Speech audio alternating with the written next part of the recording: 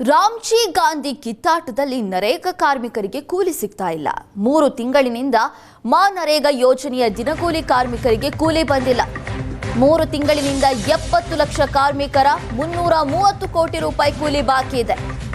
ರಾಜ್ಯದ 5,958 ಗ್ರಾಮ ಪಂಚಾಯಿತಿಗಳಲ್ಲಿ ಕೆಲಸ ಮಾಡಿರುವ 70 ಲಕ್ಷ ಕಾರ್ಮಿಕರು ಇವು. ಜನವರಿ 13ರಿಂದ ಇದುವರೆಗೂ ನರೇಗಾ ಪಾವತಿ ಬಾಕಿ ಆಗಿಲ್ಲ. ಮಹಾತ್ಮ ಗಾಂಧಿ ಗ್ರಾಮೀಣ ಉದ್ಯೋಗ ಯೋಜನೆಯಲ್ಲಿ ಕಾರ್ಮಿಕರು ಕೂಲಿ ಕೆಲಸ ಮಾಡಿದ್ರು. ಗ್ರಾಮೀಣ ಭಾಗದಲ್ಲಿ ಕೆಲಸವಿಲ್ಲದ ಕೈಗಳಿಗೆ ಕೆಲಸ ಕೊಡುವಂತಹ ಯೋಜನೆ ಇದು. ರಾಜ್ಯದಲ್ಲಿರುವ 70 ಲಕ್ಷ ನರೇಗಾ ಕಾರ್ಮಿಕರಿಗೆ ಕೂಲಿಯೇ ಸಿಗ್ತಾ ಇಲ್ಲ. ಈಗ ನರೇಗಾ ಕಾರ್ಮಿಕರ ದಿನಗೂಲಿ ಹಣ ನೀಡುವಂತೆ ಕೇಂದ್ರಕ್ಕೆ ಪತ್ರ ಬರೆಯಲಾಗಿದೆ. ಗ್ರಾಮೀಣಾಭಿವೃದ್ಧಿ ಪಂಚಾಯತ್ ರಾಜ್ ಇಲಾಖೆಯಿಂದ ಕೇಂದ್ರಕ್ಕೆ ಪತ್ರ ಬರೆಯಲಾಗಿದೆ. 330 ಕೋಟಿ ರೂಪಾಯಿ ಬಿಡುಗಡೆ ಮಾಡುವಂತೆ ಇಲಾಖೆ ಕಾರ್ಯದರ್ಶಿ ಮನವಿ ಮಾಡಿದ್ದಾರೆ. ಈಗಲಾದರೂ ರಾಜ್ಯದ ಮನವಿಗೆ ಕೇಂದ್ರ ಸರ್ಕಾರ ಕೊಡುತ್ತಾ?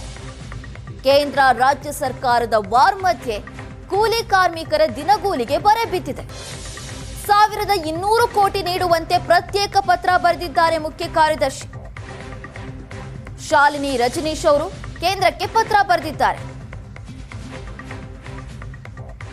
70 ಲಕ್ಷ ನರೇಗಾ ಕಾರ್ಮಿಕರಿಗೆ ಕೂಲಿ ಹಣ ಸಿಕ್ಕಿಲ್ಲ.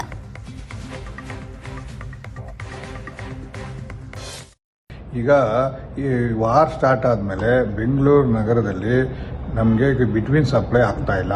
ಆಸ್ಪಾಲ್ಟ್ ಕೆಲಸ ಮಾಡೋದಕ್ಕೆ ತೊಂದರೆ ಆಗ್ತಾ ಇದೆ. ಈಗ ಒಂದು ಟನ್ಗೆ 45,000 ಇತ್ತು, ಈಗ 75,000ರಿಂದ 80,000 ರೂಪಾಯಿ ಟನ್ಗೆ ಆಗಿದೆ. ಇದೇ ರೀತಿ ಆದರೆ ಈ MRP ಅವರು 1 ಲಕ್ಷ ತಲುಪಬಹುದು ಅಂತ ಹೇಳ್ತಾ ಇದ್ದಾರೆ.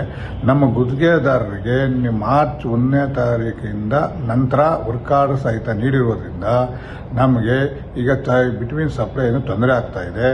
ಆದ್ದರಿಂದ ಸರ್ಕಾರ ಕೂಡಲೇ ಮಧ್ಯಪ್ರವೇಶ ಮಾಡಿ ನಮಗೆ ಬಿಟ್ವೀನ್ ಸಪ್ಲೈ ಮಾಡ್ತಾ ಇರೋ ಹತ್ರ ನಮಗೆ ನಮಗೆ 45,000 ರೂಪಾಯಿ ರೇಟ್ಗೆ ಕೊಡಿಸ್ಬೇಕು. ಇಲ್ಲ ಅಂದರೆ ನೀವು ನಮ್ಗೆ ಹೊಸ ರೇಟ್ ಏನಿದೆ ಈ ರೇಟ್ ನಮಗೆ ಬರ್ಸ್ಕೊಡ್ಬೇಕು. ಮುಂದೆ ಇದೇ ರೀತಿ ಆದರೆ ಮಾನ್ಸೂನ್ ಹತ್ರ ಬರ್ತಾ ಇರೋದ್ರಿಂದ ಬೆಂಗಳೂರು ರಸ್ತೆಗಳು ಹಾಳಾಗೋದ್ರಿಂದ ದಯವಿಟ್ಟು ಸರ್ಕಾರ ಮಧ್ಯಪ್ರವೇಶ ಮಾಡಿ ಕೂಡಲೇ ನಮಗೆ ನಷ್ಟವನ್ನು ಬರ್ಸ್ಕೊಡ್ಬೇಕೆಂದು ಬರ್ಸ್ಕೊಟ್ರೆ ನಾವು ಮುಂದಿನ ಕೆಲಸ ಕಾರ್ಯಗಳು ಮಾಡ್ತೀವಿ. ಇಲ್ಲ ಅಂದರೆ ಬೆಂಗಳೂರು